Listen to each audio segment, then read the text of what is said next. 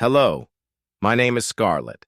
I want to tell you about my journey, how I learned to talk to people in English without fear. There was a time when even saying hi to someone made my heart race. I used to avoid conversations because I was scared of making mistakes. But everything changed when I discovered small steps that helped me feel brave and confident. I remember the first time I tried to speak to someone in English outside of a classroom. It wasn't in a formal setting. There was no teacher, no textbook, and no one to tell me what the correct answer should be.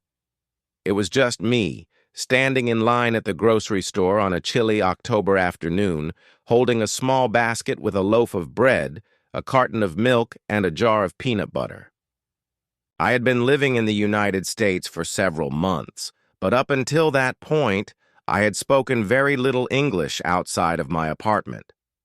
I told myself I would start talking to people when I felt ready, but the truth was, I never felt ready.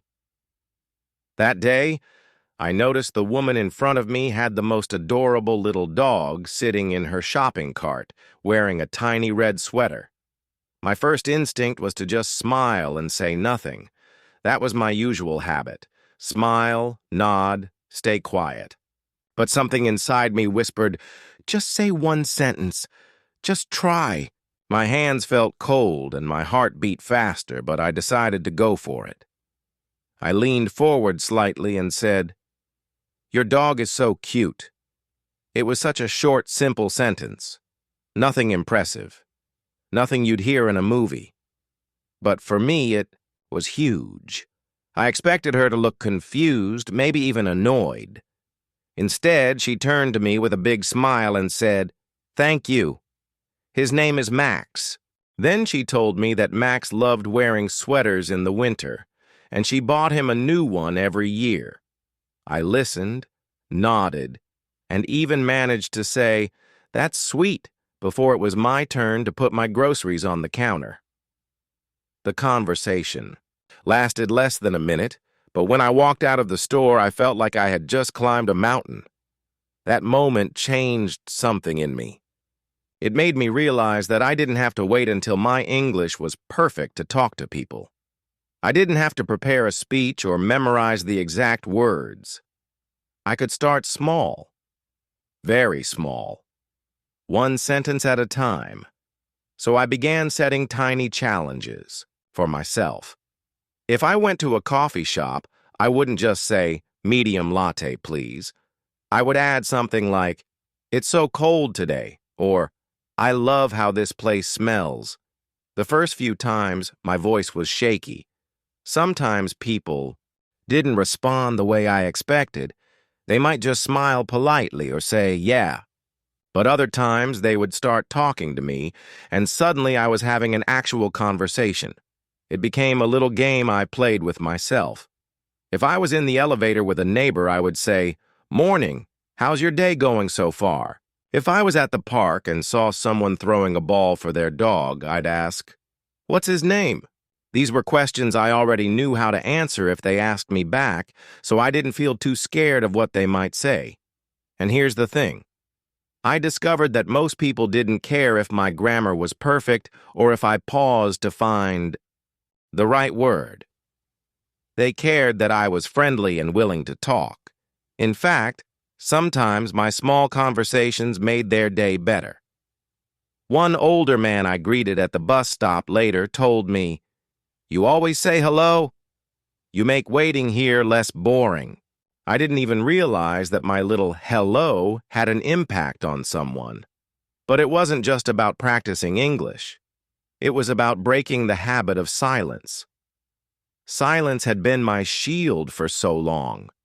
I thought it was protecting me from embarrassment, but really, it was keeping me trapped in my fear. Every small conversation I had was like chipping away at that shield, piece by piece. There were still moments when I froze. I remember once standing in line at the post office thinking I should say something about the weather to the person next, to me. But my mind went blank, and I stayed quiet. Later, I told myself, "That's okay. You'll get another chance. And I did. The next day at the same post office, I managed to comment about the long line, and the man next to me laughed and said, "Yeah, it's always like this here." The more I tried, the easier it became to find opportunities. I started noticing how Americans made small talk at checkout lines, in waiting rooms, at crosswalks. They didn't say anything complicated. Sometimes it was as simple as, "Stay," "Warm out there," or "I love your jacket." I realized I could copy those patterns and people would respond naturally.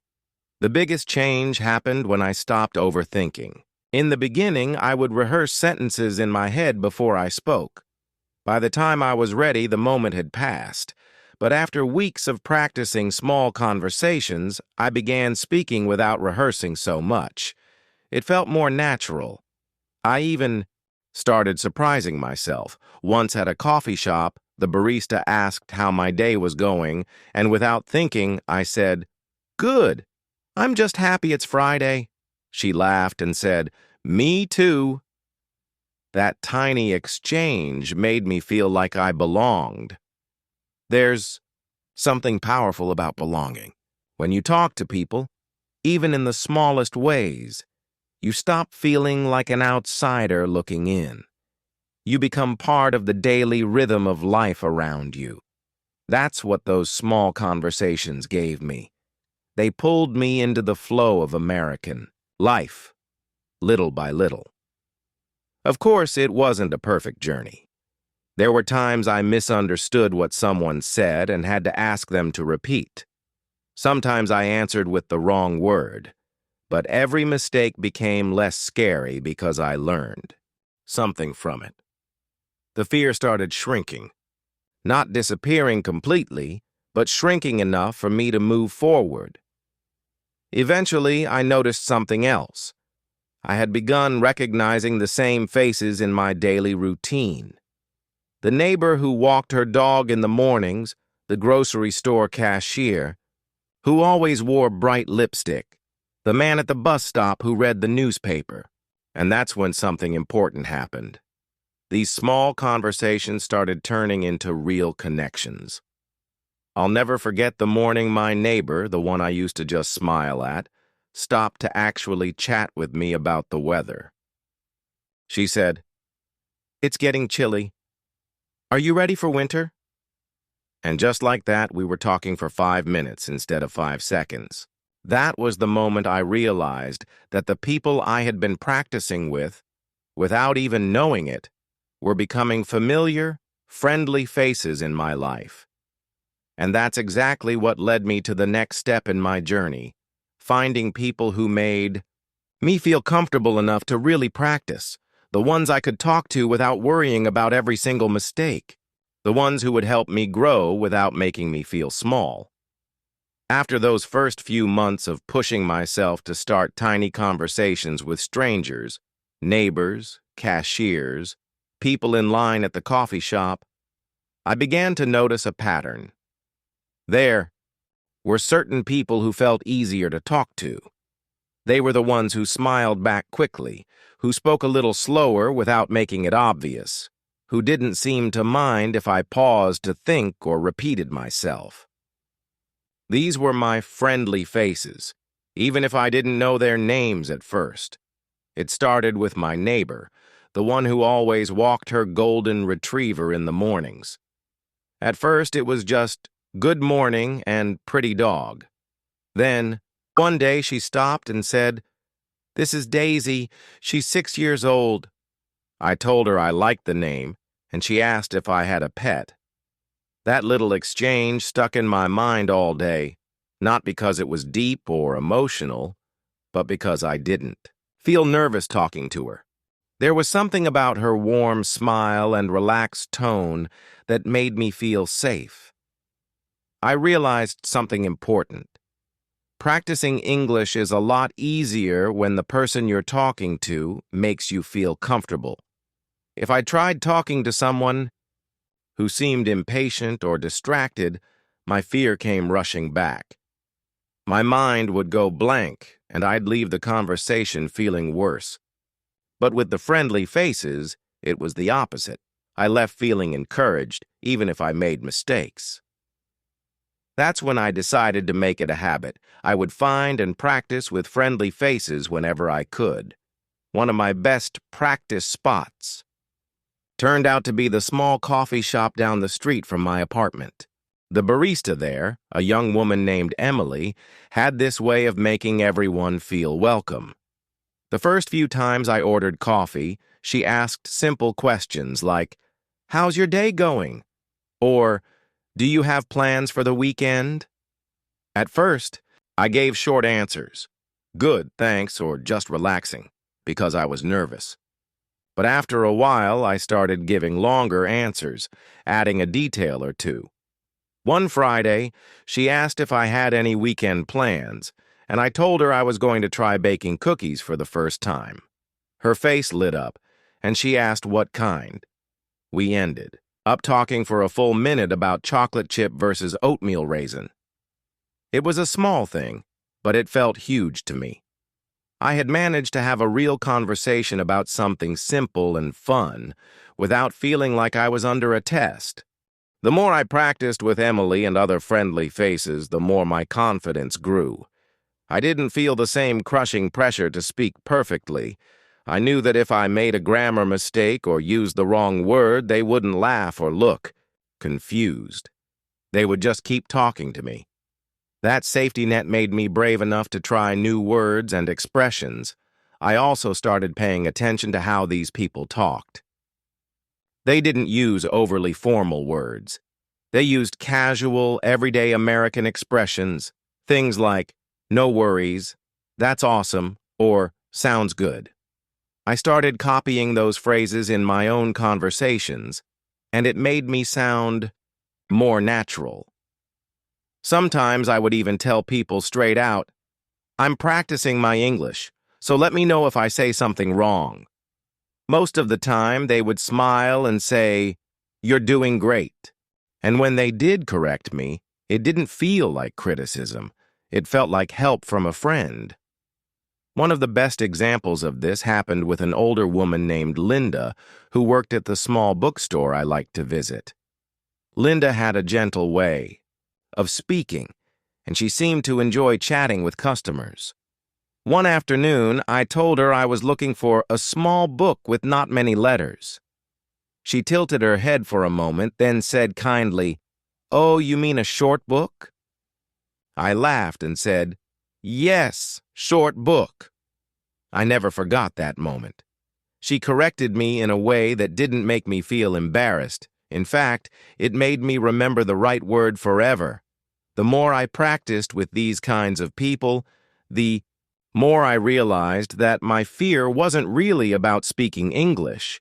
It was about speaking English with the wrong people. If someone was impatient, dismissive, or made me feel small, my fear would come roaring back.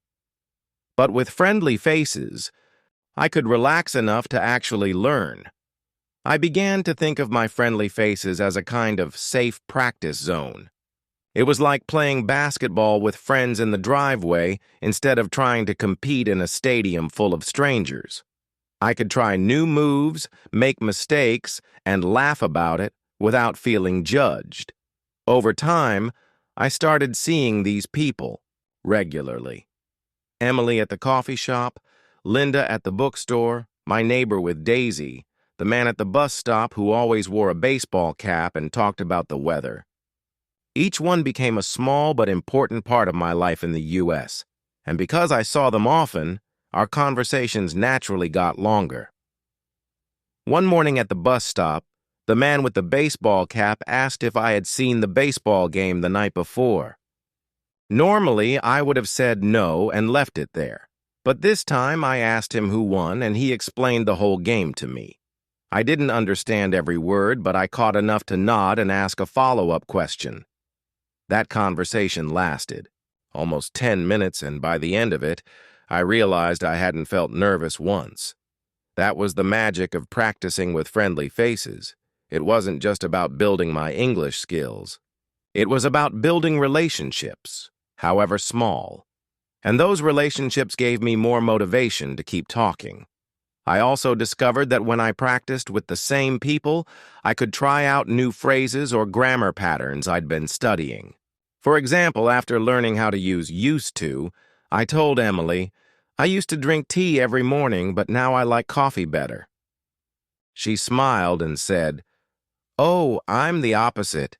I used to drink coffee, but now I'm all about tea. That kind of natural back and forth was something I could never get from studying alone. And the best part? Practicing with friendly faces. Slowly erased the voice in my head that kept saying, You're not good enough to speak English. The more I talked, the more I realized that speaking wasn't about being perfect. It was about connecting. Still, even with all this progress, I knew I couldn't stay in my comfort zone forever. Talking to people I already felt safe with was great, but I also needed to challenge myself. There would be times when I'd have to speak to strangers, to people I didn't know well, to people who might not be as patient or friendly. And that's when I learned the next big lesson in my journey. I had to stop being afraid of making mistakes and even learn to laugh at them. Because if I could laugh at myself, then no conversation, no matter how awkward, could scare me away from speaking again. Even though practicing with friendly faces had helped me so much, there was still a shadow that followed me into almost every conversation. My fear of making mistakes. It was quieter than before, but it was still there. I could be in the middle of talking to Emily at the coffee shop or my neighbor with Daisy, and suddenly my brain would freeze because I wasn't sure if I was using the right word or if my grammar was correct. That moment of panic would sometimes make me stumble, speak less, or rush through my sentence just to get it over with. For years, I had been taught, both in school and by my own perfectionist mind, that mistakes were bad. If you said the wrong thing, people would think you were uneducated, lazy, or simply not smart enough. In my old way of thinking, a mistake was proof that I wasn't ready to speak. But the truth was that thinking was keeping me stuck. One day, I realized just how much mistakes were controlling me. I was at the bookstore talking to Linda about a new novel that had just come in. I wanted to tell her, I've been wanting to read this for a long time, but instead I said, want reading this for a long time. The second the words left my mouth, I froze. I could feel my cheeks turning red. I was ready for her to correct me, or give me that look people sometimes give when they don't understand. But instead, Linda smiled warmly and said, You mean you've been wanting to read it for a long time? I nodded quickly, embarrassed, and mumbled, Yes, that's what I meant. And then something unexpected happened. She chuckled softly and said, I do the same thing when I try to speak French. She told me about how she once mixed up the French words for chicken and kitchen in front of a waiter, and they both laughed about it. In that moment, my embarrassment turned into something else. Relief. It was like a light bulb went off in my head. Wait a second. She's not judging me. She's laughing with me, not at me. That tiny shift changed everything. From then on, I started noticing that the people I felt most comfortable with often made jokes about themselves. They didn't take their own mistakes too seriously, and I realized I could do the same thing. If I made an awkward mistake, I could turn it into a funny moment instead of a shameful one. The first time I tried this, I was at the grocery store checkout. I meant to say, I forgot my shopping bag. But instead I said, I forgot my shopping bag. The cashier raised her eyebrows for half a second, and I quickly smiled and said, Well, maybe it's a bad bag anyway. She laughed. I laughed, and the moment passed without that heavy feeling in my chest. It became a little habit of mine. If I mixed up words, I'd make a small joke about it. Sometimes the joke didn't even make much sense, but it broke the tension. Instead of freezing or shutting down, I stayed in the conversation. And the more I did this, the easier it became to recover from mistakes. One of my favorite examples happened with Emily at the coffee shop.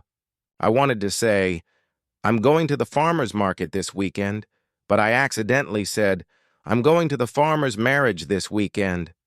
Emily burst out laughing before I even realized what I'd said. When she explained it, I laughed so hard I had to put my coffee down. I told her, "Well, I hope the farmer's bride is okay with that." We ended up making jokes about it for weeks afterward. That's when I truly understood something important. Mistakes are not the end of a conversation. In fact, sometimes they make the conversation better. They make it more human. Nobody wants to talk to a robot that speaks perfectly but has no personality. And when you can laugh at yourself, you make the other person feel more relaxed too. I started to think about all the times Americans had made small mistakes when talking to me. They might say a word wrong, forget someone's name, or mix up a number. And what did I do? I didn't judge them. I just kept talking. Why was I assuming people were so much harsher toward me? Once I changed my mindset, I noticed that my confidence in speaking grew a lot faster. Before, I would replay my mistakes in my head for hours or even days. Now I'd think, "That was funny," and move on. This freed up so much mental energy. Instead of obsessing over what I'd done wrong, I could focus on what I wanted to say next time. There were still times when a mistake would catch me off guard, like the day I told a coworker, "I'm so exciting for the meeting," instead of "excited." He smiled and said, "Well, I hope the meeting is exciting too." I laughed and told him, "If it's not, I'll bring fireworks." That joke made him laugh, and suddenly the mistake wasn't a big deal anymore. I also realized that mistakes were a sign of progress, not failure. You can't make a mistake in speaking if you're not speaking at all. Every slip-up meant I was actually using the language, not just studying it. That made me see them as little badges of courage, proof that I was putting myself out there. Another huge benefit of learning to laugh at my mistakes was that it made other people more open with me. When they saw that I wasn't overly serious or easily embarrassed, they relaxed too. Conversations flowed more naturally because there was no pressure for either of us to be perfect. This shift in my attitude also helped me when I stepped outside my circle of friendly faces. I started talking to strangers more often because I knew that even if I messed up, I could handle it. I wasn't going to run home and hide anymore. The real turning point came one afternoon when I had to make a phone call to my internet provider, a situation that used to terrify me. Talking on the phone in English felt harder than speaking in person because I couldn't see the other person's face or read their expressions. I was trying to explain that my internet was slow, but I kept mixing up speed and spend. At one point, I said, "My internet is spending very slow." There was a pause, and then the man on the other end said, "Well, maybe it's just being careful with its money." I laughed so hard I almost forgot why I called. That moment made me realize, if even a customer service agent could joke about my mistake, I had nothing to fear. From that day forward, I stopped treating mistakes like roadblocks. They became stepping stones, funny, awkward stepping stones that still got me where I wanted to go. And here's the best part. The more I laughed at my mistakes, the fewer mistakes I made. Not because I became perfect, but because I was more relaxed. When you're not tense, you think more clearly, and the right words come more easily. This new way of thinking prepared me for the next big lesson in my journey. Learning to listen first, really listen, before speaking. because the truth is, the best way to respond naturally and confidently isn't just about what you say. It's about understanding what the other person is saying in the first place. Learning to laugh at my mistakes gave me a kind of freedom I had never felt before. It was like someone had taken a heavy backpack off my shoulders. But as I became more comfortable speaking, I noticed something interesting. Sometimes the problem wasn't that I didn't know how to say something. It was that I didn't fully understand what the other person had just said. I'd hear their words, catch part of the meaning, and then guess the rest. Sometimes my guess was right, but other times it led to awkward or completely unrelated answers.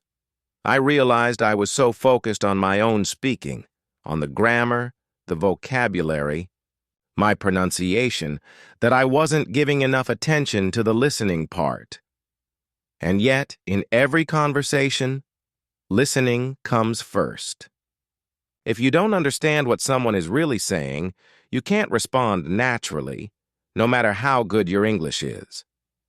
This lesson really hit me one afternoon when I was chatting with Emily at the coffee shop.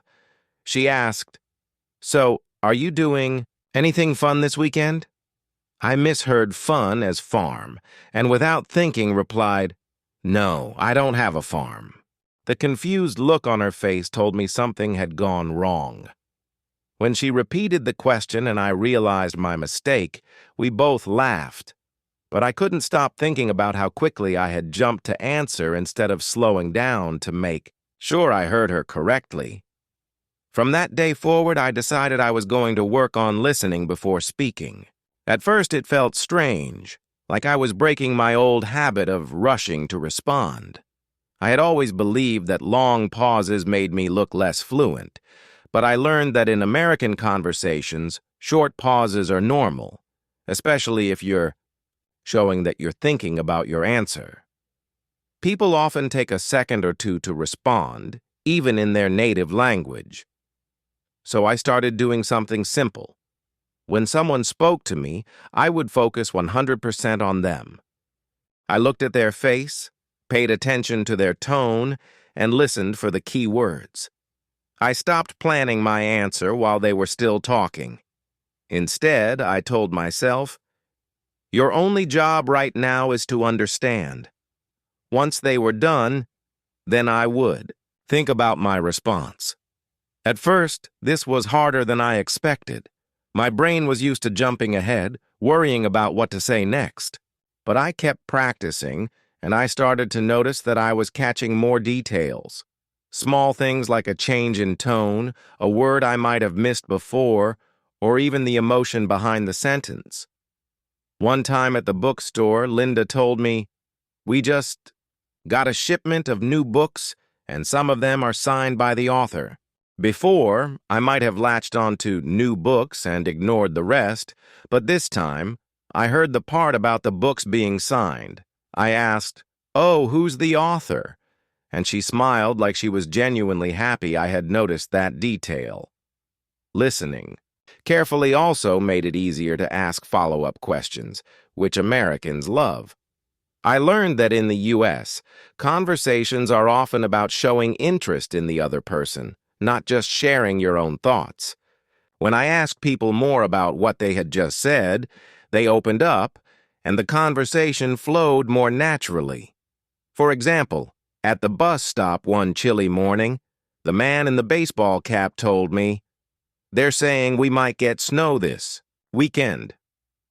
Instead of just nodding or saying, "That's nice," I asked, "Do you like the snow?" That simple question turned into a whole conversation about how he grew up in the Midwest and loved snowstorms as a kid. I didn't have to come up with an amazing story of my own. I just had to listen and show interest in his. I also learned to pay attention to the way Americans often hint at things rather than saying them directly. For instance, a coworker once said, "Wow, it's really warm in here." She wasn't just making an observation. She was politely suggesting that someone should open a window. If I hadn't been listening closely, I would have missed that meaning. This kind of careful listening made me feel more connected to the people around me. I wasn't just hearing their words. I was understanding their experiences, their humor, their small frustrations. And the better I understood them, the easier it became to respond in a way that felt natural. Of course, I still misunderstood things sometimes, but I learned a trick. Instead of pretending I understood, I just asked for clarification. In the past, I had been afraid to do this because I didn't want to slow the conversation or look like I didn't know enough English. But I noticed that Americans often say things like, "Sorry, what was that?" or "Could you repeat that?" even to each other. So I started saying, "I'm sorry, could you say that again?" Or, "Do you mean..." One day at the grocery store, the cashier asked me, "Do you want paper or plastic?" I didn't catch the first part, so I said, "Sorry, I didn't hear you. Could you repeat that?" She smiled and repeated the question, and that was it. No judgment, no problem. That moment gave me even more courage to be honest when I didn't understand something. Listening first also helped me speak more naturally because I wasn't forcing my sentences. Instead of trying to fit a memorized phrase into the conversation, I could respond directly to what the other person had just said. This made me sound more engaged and less robotic. There was one conversation that really proved to me how powerful listening could be. I was at a community event where people were chatting in small groups. Normally, this time, I just stood quietly for a moment, listening to what they were talking about. They were sharing funny stories about things that had gone wrong during holiday dinners. After hearing a couple of stories, I remembered my own Thanksgiving mishap, burning the dinner rolls until they were like little rocks. I waited for the right moment, then shared it. Everyone laughed, and just like that, I was part of the group.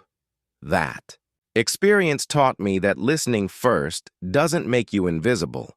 It actually makes your words more valuable when you do speak, because you're adding to the conversation instead of interrupting it. Over time, this habit of listening first made me more confident than I had ever been. I no longer felt like I was chasing conversations or struggling to keep up. I was part of them. And because I understood more, I made fewer mistakes. And when I did make one, I could laugh it off. But there was still one more step I needed to take. Even though I had become better at listening, at practicing with friendly faces, and at laughing at my mistakes, there were moments when my nerves still tried to hold me back. I knew that if I wanted to truly talk to people in English without fear, I had to push myself to speak, even when my heart was racing. And that's what led me to the final and most important part of my journey, learning to speak even when I was nervous. Because in the end, confidence doesn't come from waiting for fear to disappear. It comes from speaking while the fear is still there. There's a strange moment every language learner experiences. When you realize that you've been practicing, studying, and listening for so long, but now you have to actually open your mouth and speak, and suddenly your heart starts pounding, like you're about to give a speech to the entire nation. That moment came for me one afternoon in the cafe, where I had been spending most of my practice time. It was a busy Saturday, and the place was buzzing with people. The smell of freshly brewed coffee and baked goods filled the air, and the warm hum of conversation surrounded me like a blanket I didn't know whether to wrap around myself or push away. I was sitting at my usual corner table with my coffee, pretending to read something on my phone, but really I was having a full-on internal debate. I had just overheard two women next to me chatting about a movie I had recently seen. It was my golden opportunity to join the conversation, something my more confident self had been promising I'd do one day. And yet, as soon as I considered Opening my mouth, my palms grew sweaty, my stomach twisted, and my inner voice said, "What if you mess it up?" It's wild how the human mind works. I had been practicing with friendly faces for weeks, laughing at my mistakes and listening so carefully to the rhythm of conversations. But the second I thought about jumping into real unplanned speech, it was like all my hard work disappeared, replaced by a flood of what-ifs. What if I mispronounce something and they laugh? What if I forget a word halfway through my sentence? What if they just give me that polite smile people use when they have no idea what you're saying? I had read countless articles about confidence, watched videos about overcoming shyness, and told myself hundreds of times that it was okay to sound imperfect. Still, my body reacted like I was about to walk into a spotlight without knowing my lines. The thing is, confidence in speaking a language doesn't arrive with a fanfare. It doesn't wait until you're perfectly ready. It sneaks up on you, in tiny moments when you decide that fear will not win. That afternoon, my decision came from pure stubbornness. I took a deep breath, reminded myself that I had the right to speak, and turned to the women with a smile. "Excuse me," I began, my voice a little higher than usual. "Were you talking about the new romantic comedy?" Both women looked up, and for a fraction of a second I thought I had made a terrible mistake. But then one of them grinned and said, "Yeah, did you see it?" That was my chance, and I took it. My sentences weren't perfect. There were pauses. A few times I restarted mid-sentence, and I'm pretty sure I used the wrong verb tense at least twice, but they understood me. We laughed about one of the movie's funniest scenes, and even though I only spoke for a couple of minutes, I walked away with the biggest smile. It was my proof that I didn't have to feel ready to speak. I just had to start talking. After that, I began pushing myself into more situations where I'd have to speak, even if my stomach was doing somersaults.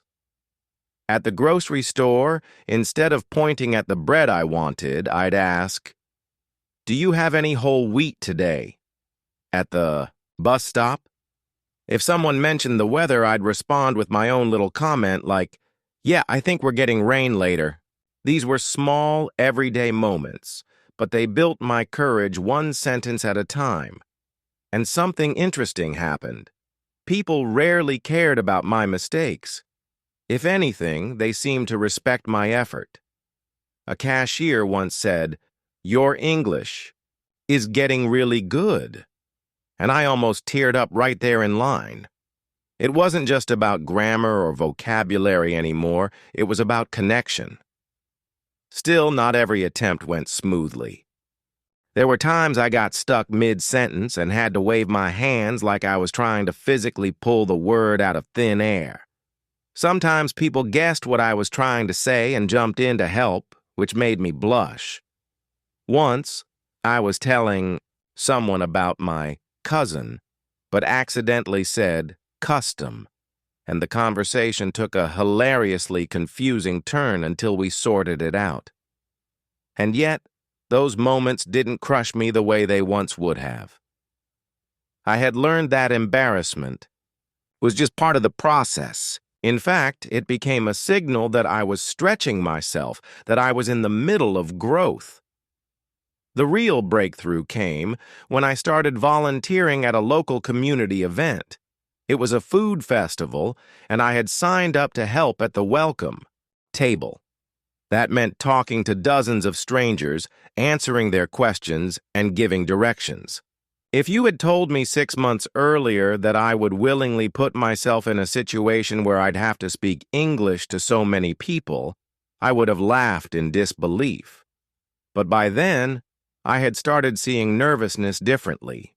Instead of a warning sign telling me to stop, it became a green light telling me I was about to gain experience. Sure, my voice shook at first, but as I kept talking, my words began to flow more naturally. I even caught myself cracking little jokes, and people laughed, not at me, but with me. By the end of the day, I was exhausted but proud. I realized something essential. The nervousness never completely goes away, but it loses its power over you when you stop waiting for it to disappear. You learn to walk alongside it, to speak through it, and eventually, to see it as just another part of communication. And that's when my journey naturally shifted to the next stage. Because while speaking bravely was important, there was another skill that would become the glue holding all my progress together. Looking back now, I can see how every single step of my journey made me stronger, more confident, and more connected to the world. When I first started, I thought learning English was only about grammar rules, vocabulary lists, and perfect pronunciation. But I was wrong. It was about so much more. It was about courage, patience, and the willingness to put myself out there. Even when I felt uncomfortable, I practiced with friendly faces who made me feel welcome. I learned to laugh at my mistakes instead of hiding from them. I focused on listening first so that I could truly understand and connect. And I spoke even when I was nervous, because I knew that confidence doesn't come before speaking. It comes because you speak. Now I can have real conversations, share my thoughts clearly, and connect with people from all walks of life. English is no longer something I study. It's a part of who I am. If there's one thing I've learned, it's this. Fluency is not built in a day, but every brave moment you take to practice adds up. So if you're learning English, don't wait for the perfect moment or perfect level to start. Speaking. Start now. Start small, but start with your heart open. One day, you'll look back just like I am right now, and you'll realize it was worth it. Every word, every mistake, every laugh, every conversation, it was all worth it.